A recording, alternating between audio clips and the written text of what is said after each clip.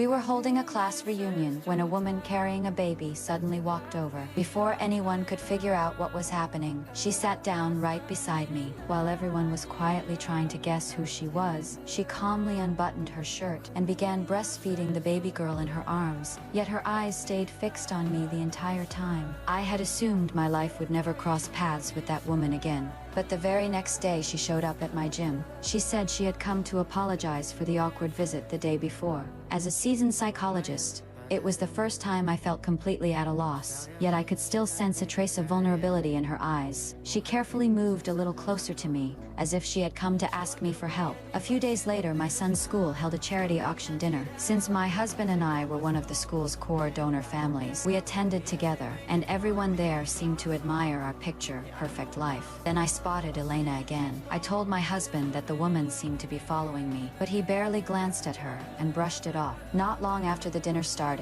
Elena left the ballroom looking extremely serious, worried.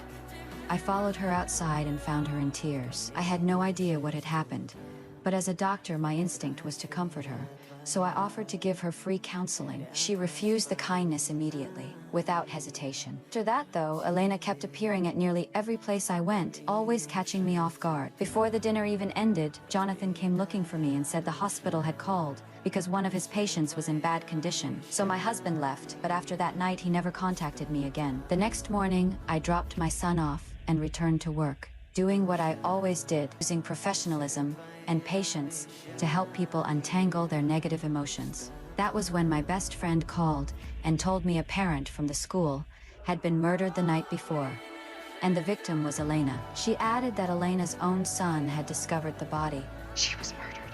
What?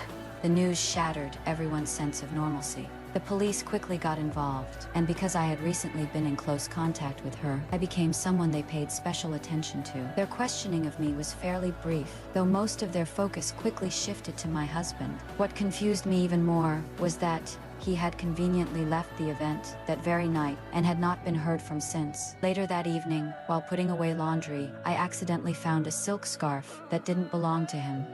And in another pocket there was a bottle of perfume. When I smelled it, I realized it was the exact scent Elena always wore.